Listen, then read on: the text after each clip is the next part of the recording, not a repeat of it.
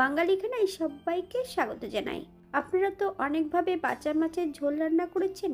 একবার আমার মতন করে সহজ পদ্ধতিতে আপনিও শিখে নিতে পারবেন ছোট ছোট টিপস সহ।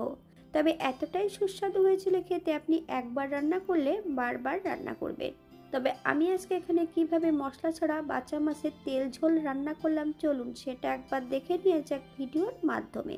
আশা করছি আজকের ভিডিওটি আপনাদের ভালো লাগবে। সকল বন্ধুদের কাছে অনুরোধ করছি সম্পূর্ণ ভিডিওটি দেখার। আজকে রুই কাতলা ছেড়ে একদম সম্পূর্ণ অন্য ধরনের মাছের একটা রেসিপি। মুখের যদি স্বাদ বদলাতে হয়, মাছও কিন্তু বদলাতে হবে। তাই আমি এখানে অন্য একটা সুস্বাদু মাছ নিয়ে নিয়েছি। এই মাছটার নাম আপনারা সবাই জানেন, এটা কিন্তু বাঁচা মাছ। খেতে কিন্তু খুবই সুস্বাদু। এখানে আমি বেশ কিছুটা বাঁচা মাছ নিয়ে নিয়েছি। মাছগুলোকে কেটে ধুয়ে পরিষ্কার করে রেখেছি। মাছ ধোয়ার পদ্ধতি, এই মাছের গায়ে কিন্তু আঁশ নেই। মাছ যখন ধোবেন তখন কিন্তু ডুমুরির পাতা অথবা লবণ দিয়ে বেশ ভালো করে ঘষে পরিষ্কার করে নিতে হবে। তবে আপনারা আপনাদের সুবিধা মতন মাছটা ঘষে পরিষ্কার করে নেবেন।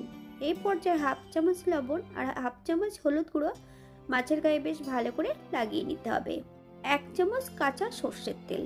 তবে কাঁচা সর্ষের তেল কেন লাগাচ্ছি সেটা আমি পরে আপনাদের বলে দেব। বেশ কিছুটা সবজি আমি কেটে রেখেছি, আলু এবং বেগুন। আপনারা যদি পছন্দ করেন তাহলে পরিমাণে বাড়িয়ে দিতে পারেন। একটা কড়াইতে বেশ কিছুটা সর্ষের তেল অ্যাড করব, হাফ চামচ লবণ। মাছ ভাজার সময় যদি লবণ অ্যাড করা হয় তাহলে কিন্তু কড়াইয়ের নিচটাতে মাছ ভাজার সময় লেগে যায় না। এই পর্যায়ে এক এক করে সম্পূর্ণ মাছগুলো আমি তেলের মধ্যে অ্যাড করব। উল্টিয়ে পাল্টিয়ে বেশ ভালো করে মাছগুলো ভেজে নিতে হবে। তবে আপনারা আপনাদের পছন্দ মতন মাছগুলো ভেজে নিতে পারেন।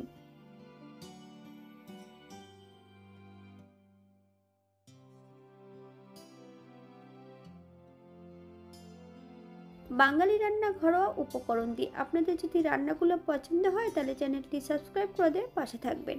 পাশে থাকা বেলটি বাজিয়ে দেবেন, নইলে নিত্য নতুন রান্নার নোটিফিকেশন পাবেন না।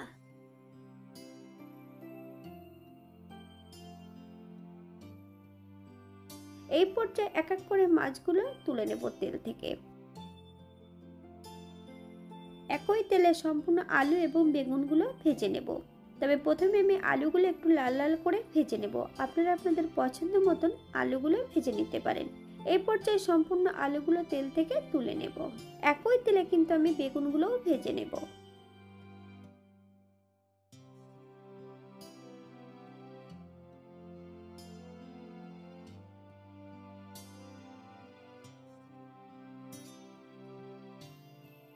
অপর একটা কড়াইতে বেশ কিছুটা সরষের তেল অ্যাড করেছি। ফোড়নে রেখেছি কালো জিরে, হাফ চামচ রাঁধুনি। ফোড়ন থেকে সুগন্ধ বেরোলে বেশ কিছুটা লবণ অ্যাড করব।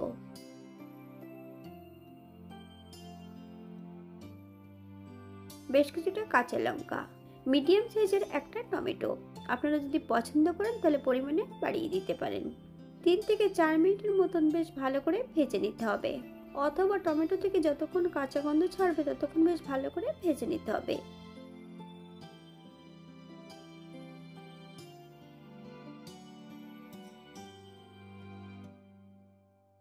এই পর্যায়ে অ্যাড করব সম্পূর্ণ আলুগুলো।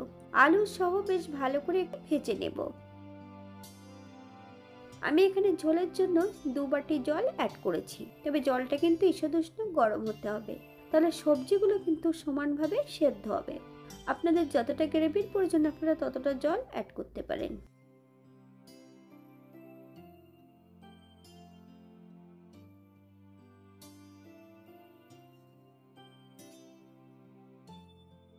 রান্নার মাঝপথে সম্পূর্ণ বেগুন ভাজাগুলো অ্যাড করব। সম্পূর্ণ মাছ ভাজাগুলো অ্যাড করে দেব। এই পর্যায়ে মিডিয়াম আঁচে 7 থেকে 8 মিনিটের জন্য ঢাকা দিয়ে রেখে দেব, যাতে মাছ ও সবজিগুলো সেদ্ধ হয়ে যায়।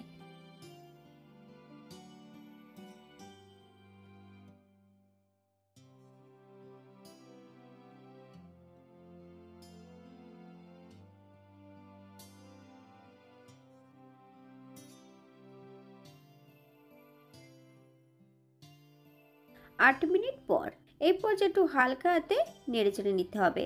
তবে খেয়াল রাখতে হবে যে মাছগুলো যাতে ভেঙে না যায়। 1 চামচ সর্ষে বাটা অ্যাড করব। আপনারা যদি পছন্দ করেন তাহলে পরিমাণে বাড়িয়ে দিতে পারেন। তবে সর্ষে বাটা যখন অ্যাড করবেন তখন কিন্তু গ্যাসের ফ্লেমটা একদম লোতে রাখতে হবে। 3 থেকে 4 মিনিটের মতন মিডিয়াম আঁচে রান্না করে নিতে হবে। আপনারা যদি কাঁচা সরষের তেল পছন্দ করেন তাহলে অ্যাড করতে পারেন। এই পর্যায়ে গ্যাসের ফ্লেমটা অফ করে দেব। 5 মিনিটের জন্য স্ট্যান্ডিং টাইম দেব, তারপর সার্ভ করব।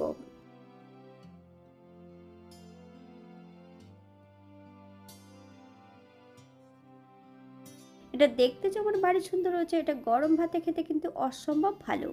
আপনারা বাড়িতে একবার একই পদ্ধতিতে রান্না করবেন। যে মাছের গায়ে আঁশ নেই সেই মাছের গায়ে কিন্তু নুন হলুদ লাগানোর সময় 1 চামচ কাঁচা সর্ষের তেল লাগিয়ে নিতে হবে, তাহলে কিন্তু মাছগুলো ফেটে গায়ে লাগবে না। আপনারা এই রান্নাটিতে আদা জিরে বাটাও অ্যাড করতে পারেন, তবে বাঁচা মাছ খেতে কিন্তু খুবই সুস্বাদু, তাই এখানে খুব বেশি মশলার প্রয়োজন নেই। আমি শুধু একটু সর্ষে বাটা দিয়েই এটা রান্না করেছি। আপনারা যদি মশলা পছন্দ করেন তাহলে অ্যাড করতে পারেন।